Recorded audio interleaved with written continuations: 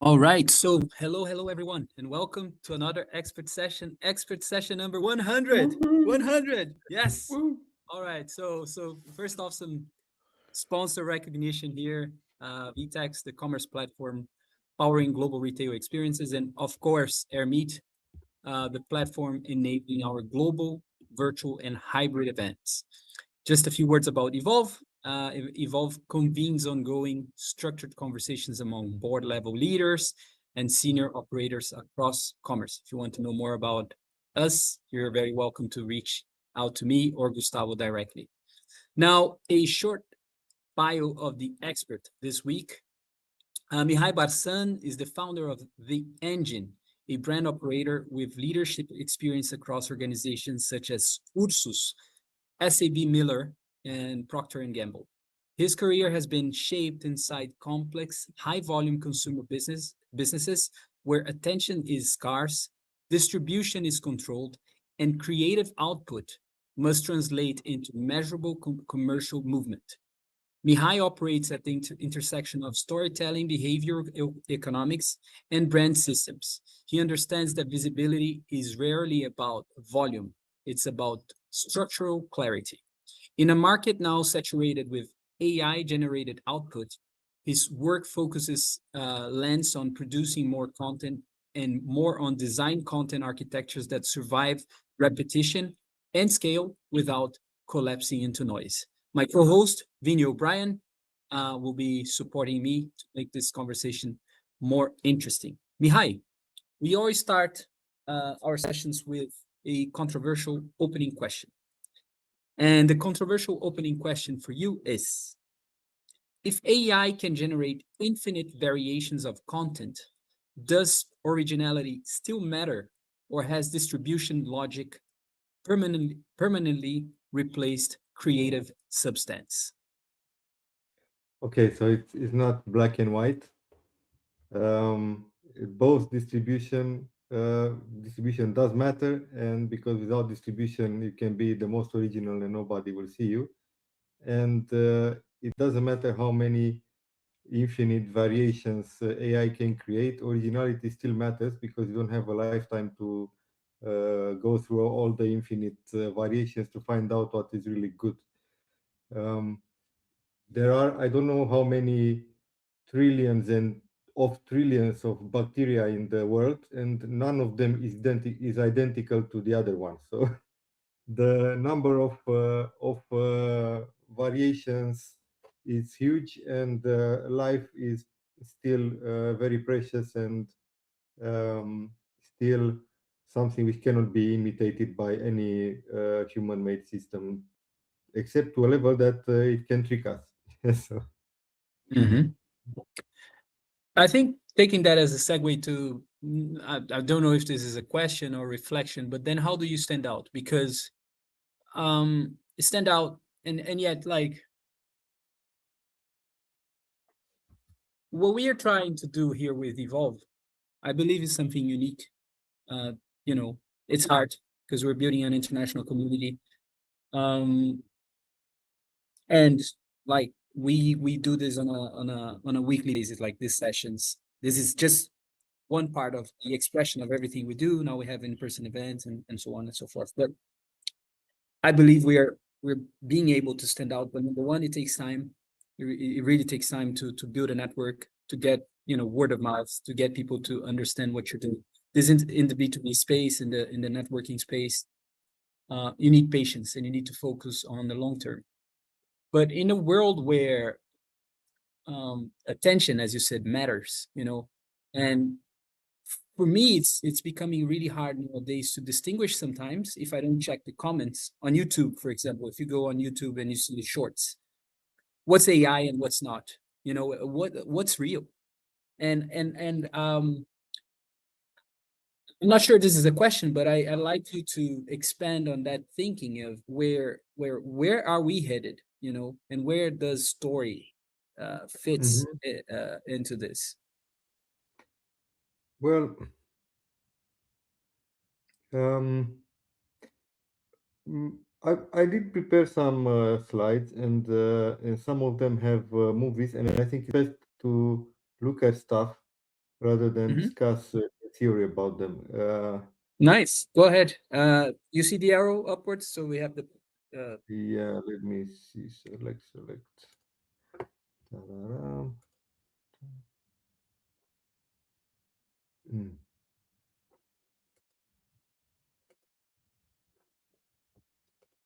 Wait a second. I have a technical glitch. Why doesn't it see my window? Okay. Share screen. Window. Now I can do it. Yes. Okay. So um, I'll start by sharing a spot which caught my attention recently, and is done fully by AI. Um, Wait. Can you see me? Can you see the screen?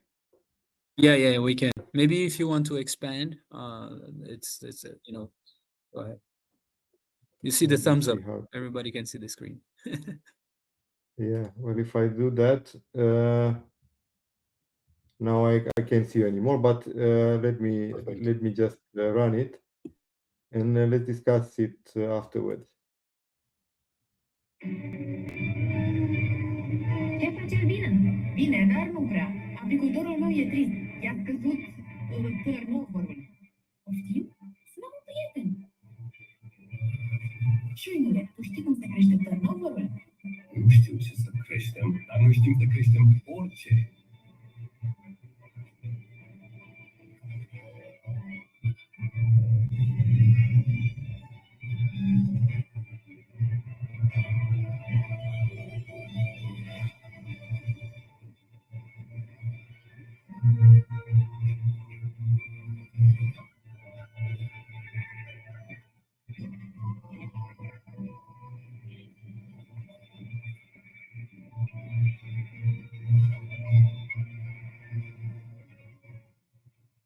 Spicul, au hârtii. Grădina mea se extinde. Au rămas autostop.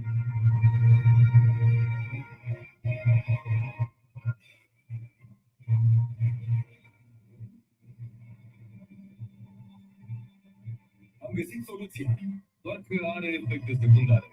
Autostop. O rezolvăm noi și pe asta. Românii sunt cei mai creativi. Ești producător local? Te strigă Kaufland. Trimite-ne acum oferta ta. Whoop. Okay. Mhm. Let me be back. So, You want to so what stop do you think presenting? of this? Hmm? I'm still on presenting. Yeah, I know. Mm. Well, it's well made. First off, um, Vinny. Anybody has opinions on it? Yeah, the creative process is expanded, right? We can do a lot more things to try and connect with customers. The idea about standing out becomes possible to everyone. I think that's where the craft of human thinking comes in a little bit, Mihai. I don't know if you agree, but that's where you still have to craft a story and determine how you want to tell it. And if I look through that, Mhm. I think Harry Potter, I think Lord of the Rings, I think the oak is a symbol of wisdom and age and virtue of being here for a long time. The hawk is the hunter. The bees keep the world turning around. So there's symbolism. There's all the elements that we have as humans mixed into it. It's just how it's demonstrated. If that was the same story told in a studio, it would probably be with actors and be a little bit sterile. It'd be in an office environment or in an urban scape or something. So it makes a lot of different things possible, is my immediate positive Mm. feedback towards it, and something that I think becomes really interesting. Mm. Okay, so my evaluation is different. I don't know if you have, if I can go back to sharing, but one thing that when I saw that movie, it immediately reminded me of Sturgeon's Law, which is something that a guy called Theodore Sturgeon claimed when he was about to defend science fiction from people who didn't feel like it's a good kind of writing. So his law is that 90% of everything is crap. And I think it's a good kind of law that fits in this environment, because to me this is a crappy spot at many levels. First of all, the story is extremely so on the story level is very difficult to understand. You have a lot of stuff going on, but it's very difficult to understand what's there. And yet, it was aired and it is aired on primetime TV in Romania, and you can imagine a 1 minute and 30 seconds spot how much media money that would cost. I happen to know the production budget for the spot. It's in terms of cost per CGI frame, let's call it like that. It's exceptional. So the cost is very low, but you can see that the quality of the CGI is low. I mean, if you look at it, does it tell you high quality natural products produced by local farmers? I don't think so. I mean, maybe the story would, but the way those tomatoes are moving when talking to the grains, they are telling you exactly the opposite story. Mihai, you possibly haven't seen. There's an ad in Ireland right now. It's done by, I think it's Aldi or Lidl, and they go down this lens and they say, we could have shown you our organic products in a fake farmers market, and then it shows an AI produced farmers market behind them, or we could have shown you with these beautiful animals, and this is where our meat comes from, and these snow-capped mountains, and all these wonderful things. But they don't. They just focus on a can of tinned tomatoes, and they say, we just want you to get the best quality tomatoes in this pack possible, so you can enjoy family life or whatever that is. It's a direct response to Sturgeon's Law. So the Sturgeon's law to me it means this in this case, that yes, 90% of anything AI with AI is crap, but you still have 10%, and maybe it's not 10%, maybe it's even 1% and so on, but it's still up to us humans to decide what is crap and what is not. In this case, this ad, in my view, it's something which I would never have passed as a marketing director. And I think the AI in this case damaged it profoundly on two levels. One of them is because it's so cheap to make, you can get bewitched by the technology, and you go into the rabbit hole of technology, and you end up with something which people don't understand anymore just because you love the tech behind it. And second, so the story is a main problem, but also the fact is that AI is not yet as good as to portray a credible tomato in the field. So is this in part fault of the platform? Sorry, the 90% of crap, or 90% of everything being crap, is interesting. And in the context of TikTok or Meta, they have kind of put us in a position as brand owners that the production predominantly falls into this bracket, because we're looking for thumb stops, and thumb stops are something absurd. For me, a 45-year-old man, TikTok doesn't do very much. So when I see content on TikTok, I tend to just keep scrolling. I have most of it in this bucket of lo-fi production, and that's been a common thread that's been used by platforms over the last 3 years, that lo-fi production is now acceptable. And I wonder, has that set a bad precedent when it comes to AI? Because to the point that you make around there's no storytelling here, I think is interesting. And then the second part is the 10% that people can focus on. Is that set aside for larger organizations? So, some of the big brands you have worked for maybe are the only ones who can compete for mind share at that level and in prime TV spots and so on. It's not really for mid-market brands that can't access these markets, so they're now compelled to do what a platform says and work towards an algorithm that is designed to produce the 90%, not the 10%. Yeah, when it comes to storytelling, the reality is that the story is way more important than the technology. And the fact that you can just read words and have emotions based on that without any visual at all, it means that it really matters. So the story matters far more than the production. But then, of course, you can have such uh, a poor production that it takes you out of the land of you just don't believe it anymore. Yeah. And this is not because this Kaufland movie is not a high quality production as compared, for example, to Oblio cartoons. But you still believe more the Oblio cartoons because they are not trying to tell you something they're not. So the thing is the capability of AI is it can help you to show stuff that would be very difficult to show, but it will not. I don't think it can replace a story. In fact, this my thesis that I don't think that yet AI can tell a good story. Um, and and the reason for that is mostly because it's something that it's about the universe. The universe is made of stories, not atoms. That's something from a Netflix movie.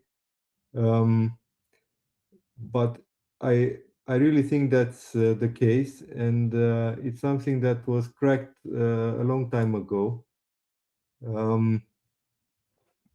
Because storytelling is something that was really, really old. It's something that's maybe pre-human. I don't know if animals have stories, but for sure, any living being has seen the cycles of life and death, of sun up and down, of seasons and so on. And that cycle is the principle of the monomyth, of the stories that we grew in. And I don't know if we evolved as humans to be wired like that, or we kind of later in our evolution got wired, but it is now part of us. And we have discovered relatively recently those principles, so that's like in the last century. Um, and they were hacked and used in Hollywood and in books, and they are actually used today with a lot of success to create stories by humans. Yeah, so these guys have discovered the hero's journey, and I don't know if you are all familiar with that, but this is the kind of a universal mythical structure that is the basis of all stories. And you can see it in many movies that you have a hero in the ordinary world who is called to an adventure. He crosses into the realm of adventure, then there is an ordeal and a kind of resurrection, and the hero comes back to the ordinary world changed and changing the world as well, and then a new story can begin. And this is the only structure that we can think about the world. And because it's hacked by humans, uh, a lot of kind of 99% of the Hollywood movies are based on this exact structure, and they work because this is how we feel the world. And also, a lot of the good advertising has a lot to do with this structure. everything which is told in a story structure has better chances to be more memorable and convincing than when it's not. By the way, for advertising, it's a different, simpler one. It's just the same characters, but it's just the essentials. So to have a story, you need to have a hero who wants something, a purpose, against which stands an opponent. Without a hero, you don't have a story. The hero that doesn't have a purpose, again, there's nothing. Or if there is nothing between the hero and the purpose, again, you have a very boring story. It doesn't matter who is the hero. And there are some other characters, like who is supporting them, who gives the calling, and who benefits. Those characters are important for advertising. And here I'd like to discuss this Kaufland ad. If you can find the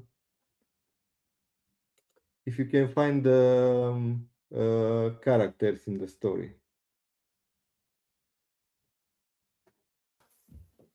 The idea of storytelling in INSEAD, did you do framework, like what was the marketing you learned in INSEAD, just as a matter of interest, Mihai?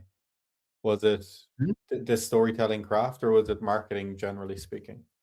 No. So the storytelling, I didn't learn it in INSEAD. I Was learned it it after in that, was it? yeah. It's interesting. Like I agree with the structure, the story structure, and how it influences storytelling. I think my problem as I look at this, and again I go back to blaming the platforms. I think they have killed the story in this way. If you talk to TikTok, for example, they will tell you, throw this out the window, put on a stupid song, do a silly dance, and that's content, and that's acceptable. So if you're an aspiring brand and you're in the mid market, all of a sudden this is gone. In this discussion, I suppose the most famous use of this has been the Coca-Cola Christmas ads, because they have now for 2 years done their old traditional holiday is coming ad using fully AI generated campaigns, but they already had the story crafted. They knew what that was, and I think that's where AI gets helpful. I'm not a huge proponent of AI, by the way. I'm not a huge lover of it. I'd love to go backwards in time and live in the 50s or 60s. But I suppose there's these two worlds that are clashing now, and the point that Carlos made up top is standing out is probably more difficult than ever. And I think the other thing that compounds this problem, and I would just wonder how you think about this, is to craft a story like this, it takes time. And taking time is counterintuitive relative to all the information we get now, which is run faster, run faster, run faster. Yeah. So I wonder, how do you feel about this impact of time against our ability to craft stories and think in terms of story when it comes to brand marketing? I think it's a very interesting point you're mentioning, and I will I will first of all say that stories, even on TikTok, are going to make something more memorable. Then, second, from an advertising point of view, TikTok is very difficult. It's difficult to create Agreed, yeah. advertising on TikTok, so it's not at all easy, and it's not cheap to do it. But if you have any chance to do it, then you have to have a story. A lot of the TikTok content is actually story. It is story format, although it's a very limited and short story. And if it wasn't a story, you would find it very difficult to follow. So because we are like that, but they are difficult to be branded, and there are some elements of how to do it. So to me, the question is, in terms of producing a lot of content, yes, you can you can see that a lot of content is being produced. In terms of the quality and what breaks through, in terms of media to be used by big and small brands, this will remain a question to be addressed by brand, I think. Let me pull something else, because there is this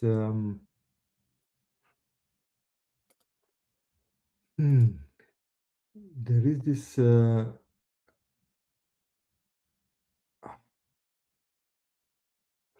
yeah, I just deleted that. I have to get it back from the recycle bin, and now I did.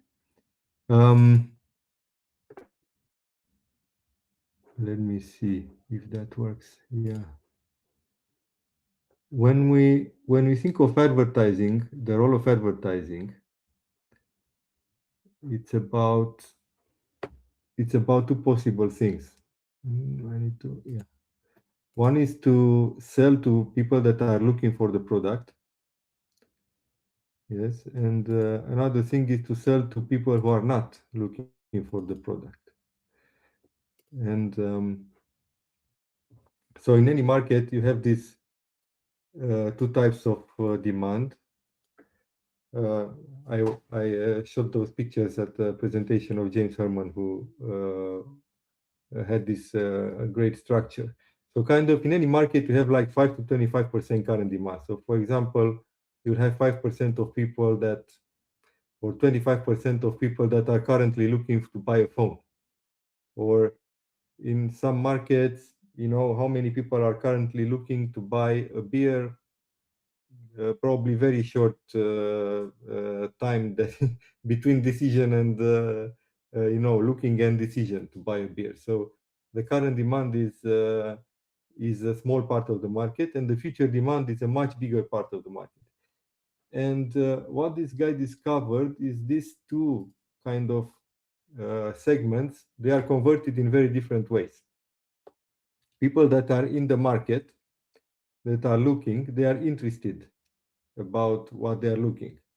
So they care about offers, they care about pricing, they care about, you know, rational things. I do it because it's I do less fuel, it uses less fuel and so on. People that are they are not in the current demand, they are not looking for your product, and that's most people in any category, most people. But I think the one that you see here, it's an extreme category, because Volvo Trucks is a category where for sure most people are not looking to buy anytime soon a truck.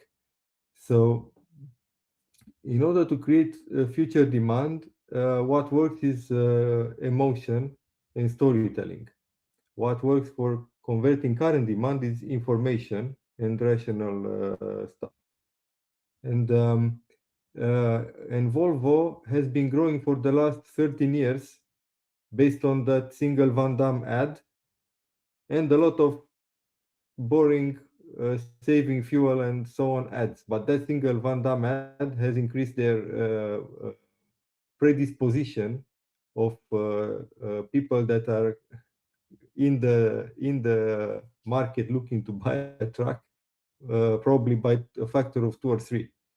So this is how I would see it working. That if you have to create a lot of content, or if you have a way to address current demand users, and those users are online when they are thinking about buying your product, then by all means, you know, TikTok and Facebook and so on should work, and you don't need to have a storytelling to work. You need to have practical product benefits, and I see that more similar to in-store, because depending on the purchase cycle for each kind of product, if you're selling a beer, the decision is there in the pub or in store.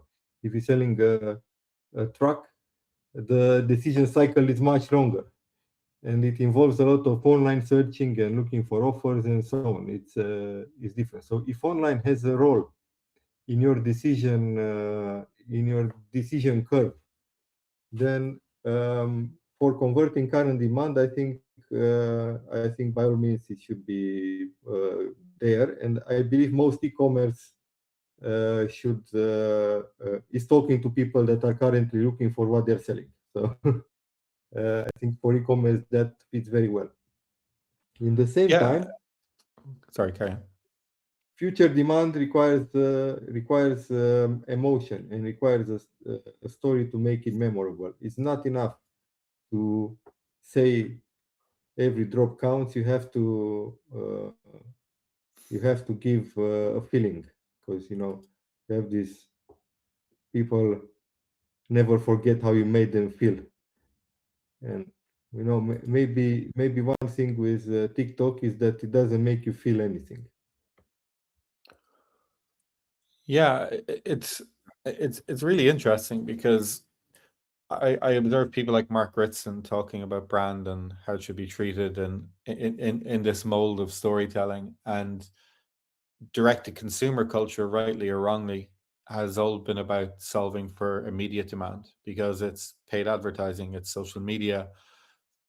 I think the place that people need to get to, Mihai, is taking the idea of storytelling and community and bringing the two things together, because community has almost been used as loosely as sustainability, or we're building a community where we're growing this brand. And a lot of direct to consumer brand owners think that by posting a video on TikTok or Instagram every week is them letting people in on the journey and telling the story.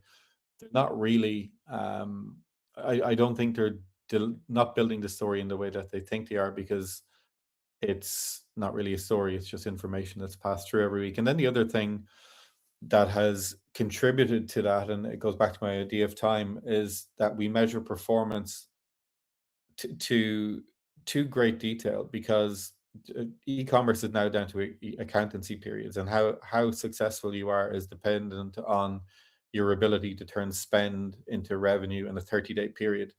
And that's fundamentally wrong. I think it's been one of the really poorly crafted elements of e-commerce over the last 20 years, is this idea that our marketing performance, relatively speaking, is down to an accounting cycle. And I hope as we move forward, it's something that we look at to try and change, that we have long-term effectiveness and some sort of measure of mind share or market share that become bigger measures. I'm sure you have looked at this in the various brands that you're in, and I'm just wondering, how do you think mid-market brands can start building that type of culture, if indeed it's the right type of culture from your perspective?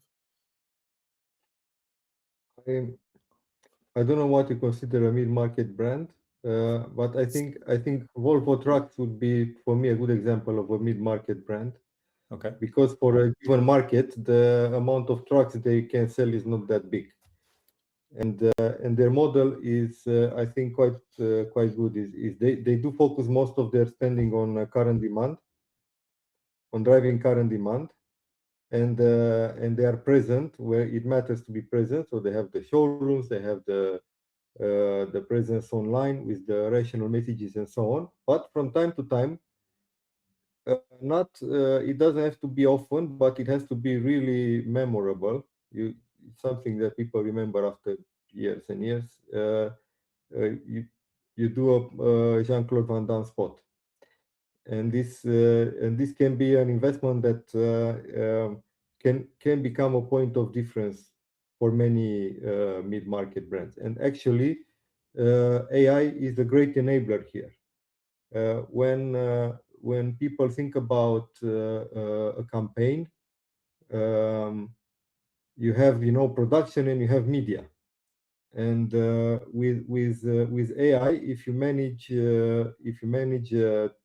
to have a great story, which is not the case of Kaufland, but it's the case of other brands, and it's not done by AI, it's done by a human.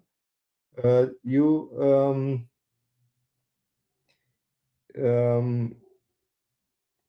so sorry. So if you manage a great story, you can reduce the production cost of that story to maybe 15% of what it used to cost, and suddenly it becomes affordable for you to spend it on media that is much more suitable to this storytelling way. So I think there are ways. I think actually it is a good time for mid-market brands, just because of the barrier in AI that has brought a lot of power to the storyteller, a lot bigger power than before.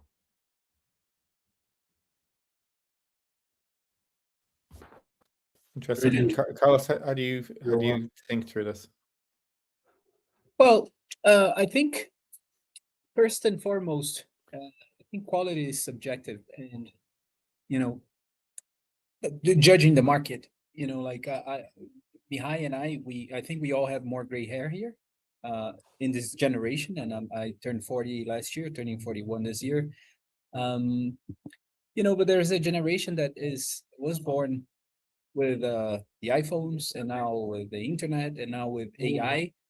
So I'm very, very curious about how this generation also thinks about stories. And I'm looking at my daughters, where in a society where attention means social media comes first, and like as you're saying, you're gonna consume a short first, and then eventually you're gonna be dragged into a bigger story. You want to consume something bigger.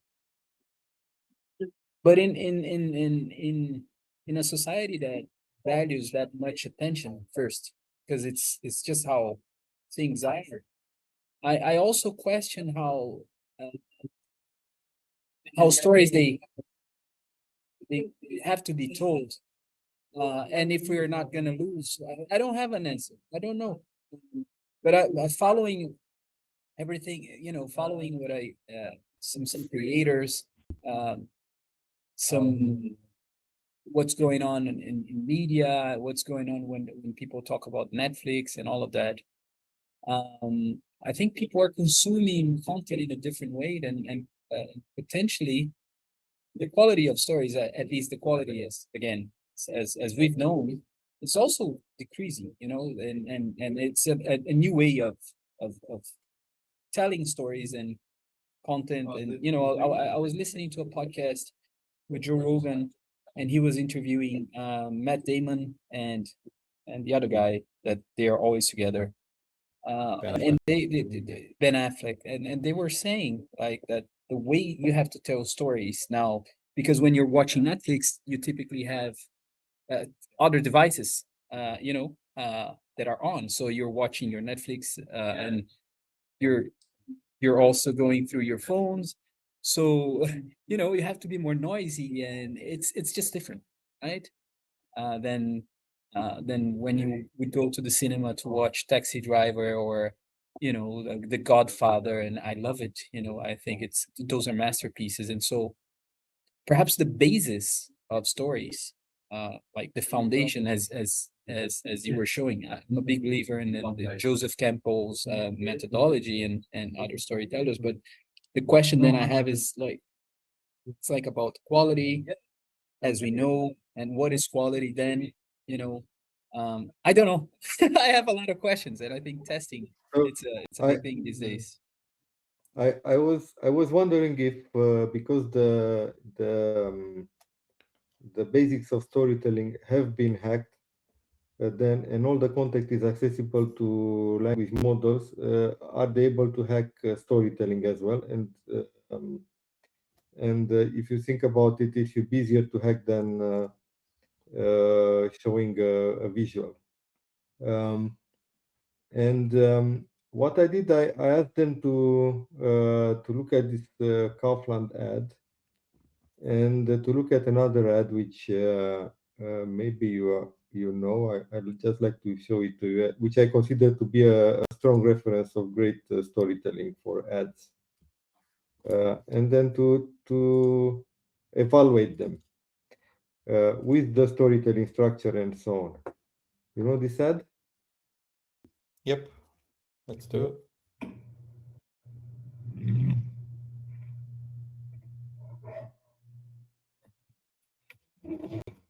You're not the only one. This can be heavy. Tell me about your mother.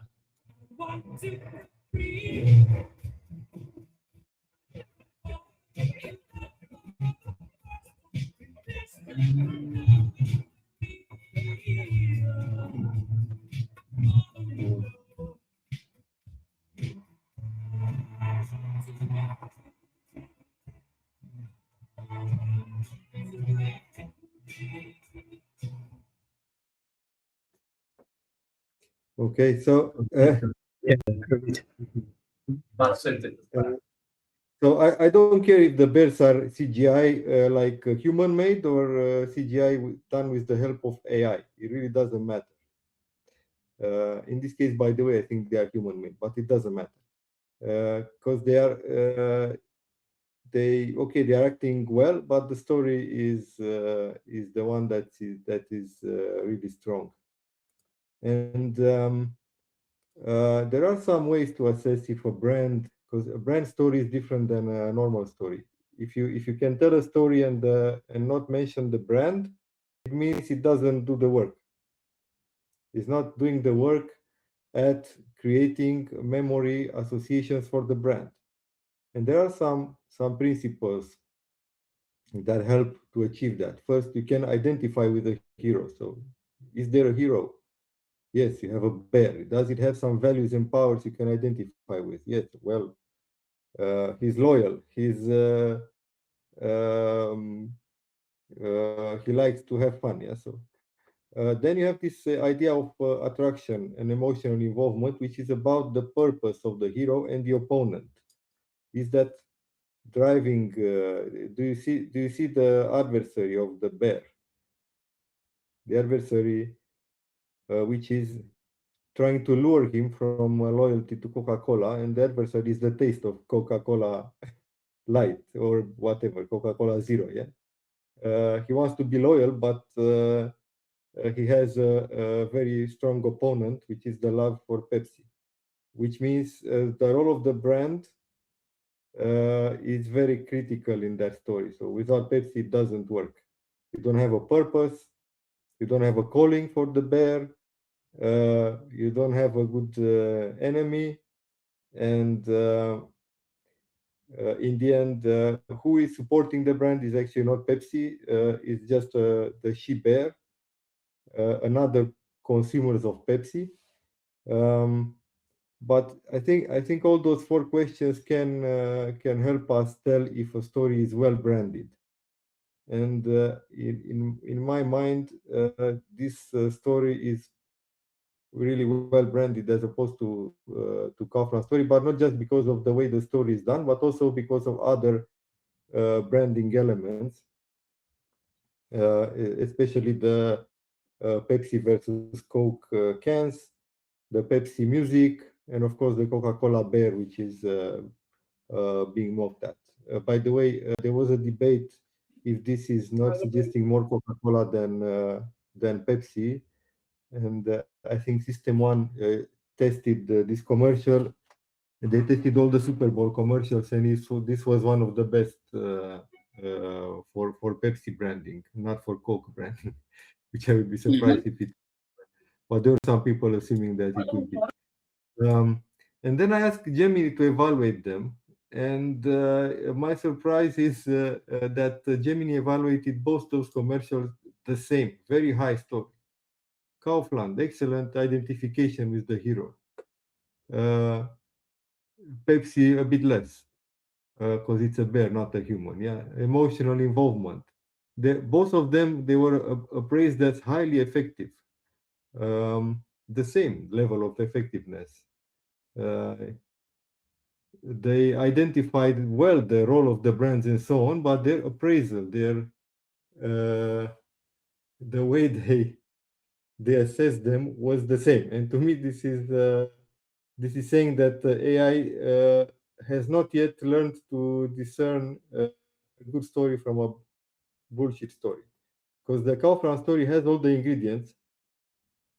You have the hero, you have an opponent, you have a calling, you have, in theory, you have all the ingredients, and it still rings very fake, and not just because of the acting or the way it's shot, but they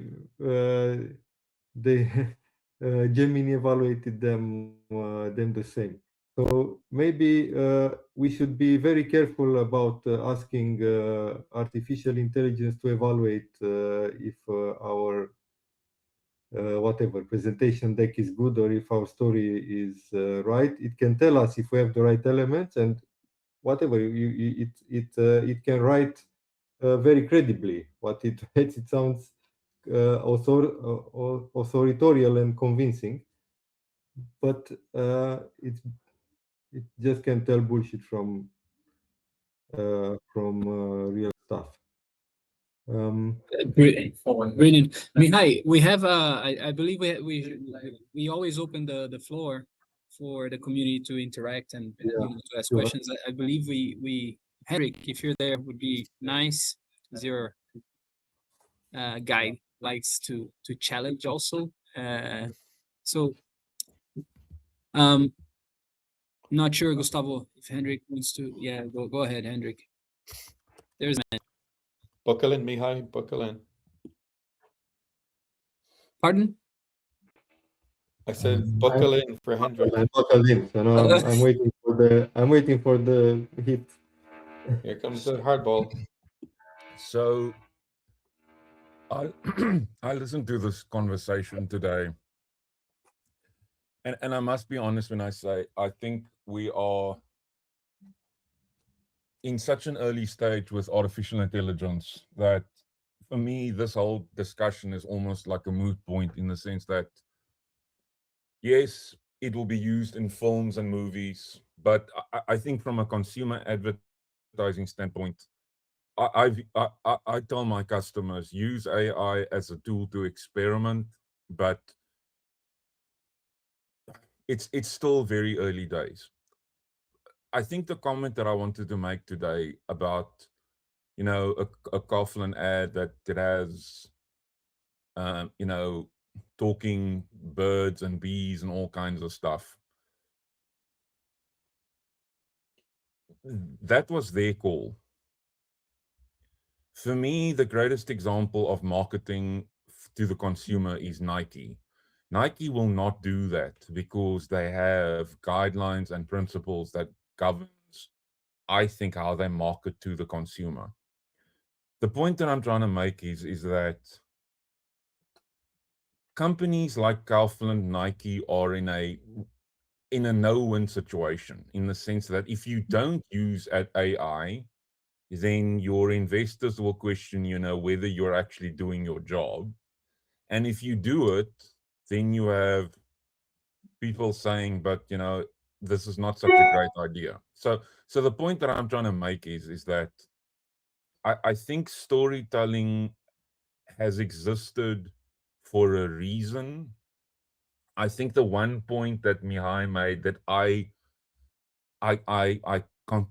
completely agree with, and it actually made me think back to an event that I attended in Turkey, where one of the professors that spoke to us said, you have to understand that willingness to pay is the driver for transactions in certain situations. So if you want a beer and a beer advertiser in as a bar, you know, the best thing that I can think of is, you know, if I'm going to advertise beer in Ireland, I know for a fact it's a bad idea, because Vinny and the entire Irish clan will only drink, you know, the best beer Guinness. in the world. Guinness. Yes, thank you. I know I was getting there. I was just trying to basically just add it, but I didn't forget. But thank you, Carlos. You've just highlighted once again that I'm a teetotaler. Thank you very much. My day is made. The point that I'm trying to get to is that I think we are very early in the storytelling versus AI situation. The one point that I do want to admit to is I agree with Carlos. It's getting harder to determine what is AI and what is not AI.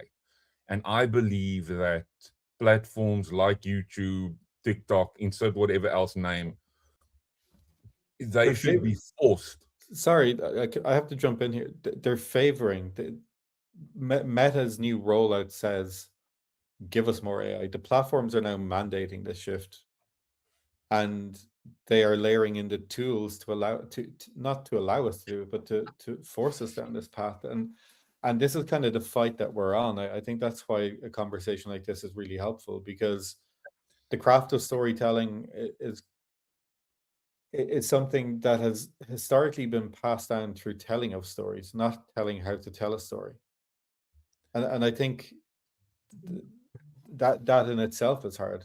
Trying to I tell think your kids, show them how to draw a picture, and they'll want to go to Art Hub or something on YouTube. That's now being taught in schools. Like it kills me that I have this fight with my son every day because his school have shown him you can use this device. Use your imagination. Anyway, I think this is the fight that we're now undertaking. So you're hinting to something else, which is ad fraud.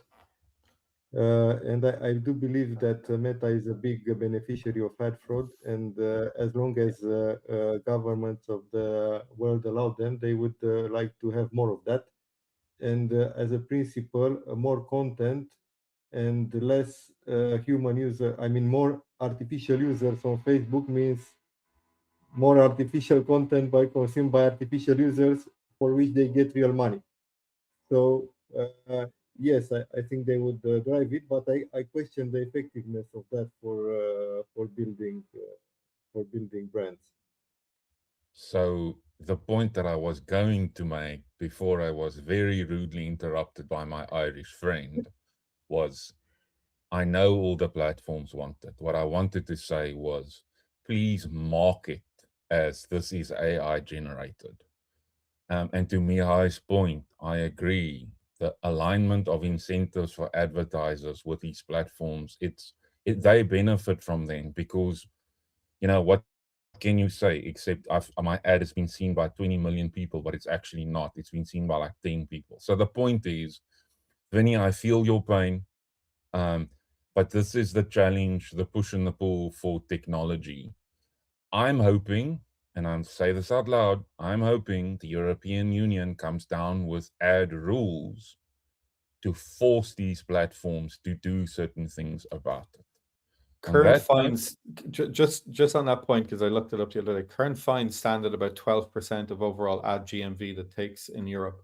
It's worth their while deciding they don't give a shit about rules and regulations, take the fine on the chin and move on. The regulatory environment has got to improve in order to support this. There's no doubt about it. So the suggestion is that you do what they've done with the platform regulation, and that is that the fine should be a percentage of GMV of the platform. Then this nonsense will stop, because then it's a large chunk of change. Yeah, there's lots of challenges in that, but the discipline of like there's loads of parts of this. There's the discipline of storytelling. There's the craft of storytelling. There's where it presents itself. There's how we consume it. We tend to think in our industry on the side of the brand, but what I like about your presentation to us, Mihai, was thinking through the lens of a consumer and how they're receiving this information. It's going to be one of those ongoing and never-ending debates that we always have. But for 20 years, e-commerce is focused on platform and brand success, not necessarily what consumers are looking for. So what might determine this is if someone flips the power and says to the consumer, we're going to let you start controlling more of this, the person or the company with the most power to do that right now is Apple. And they've been very quiet on how they handle AI. They're probably the single biggest distributor of it when it boils down. And over the next couple of years, giving individuals the ability to manage how they receive content, I think they will be the ultimate gatekeeper in all of this. Do you want to see AI-led ads or human-made ads? It's a very, very simple toggle. Do you want? They've started applying age appropriation on app usage on phones. They're embedding a lot of useful tools that stand to reason that they could be the ultimate mode. And because there's such a big share of digital wallet where transactions are now happening, they could be really useful to LLM. So I think all these things contribute to how much control we have over the sort of ads that we see and the types. I think maybe another idea related to that is the big tech platforms are some of the biggest spenders on TV.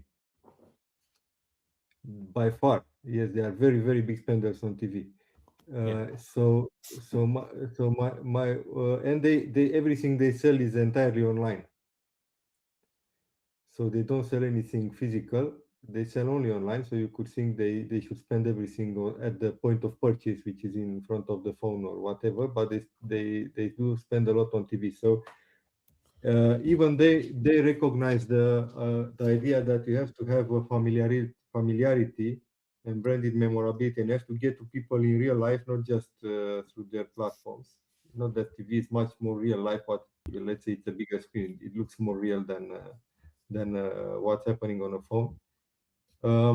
And related to that, I would advise to think about media that happens in real life, like in events, in talking to people, in what is called below the line, at on the streets, in the tubes. This real life advertising still works. People are not always looking at their phones, even though they are looking a lot at their phones. But sometimes there are interruption points, and in order to break through with this real media, which is much more expensive, then you have to have a stopping power, at least. Not always the story is the stopping power, but you need to have that so that is driven by creativity, and I don't think AI can do stopping power stuff unless they just replicate. You have an ad with stopping power done by a human, and AI can do 100,000 versions of that same ad with the same stopping power. But it's the idea behind. I don't think they can do it, and I have not found yet a joke that was created by AI that people are laughing at. Good one. So, and there has to be something about that, why they are not able to create it, because probably there is really no algorithm behind it. Yeah, again, I think that's a human storytelling. It's almost a ritual, Mihai.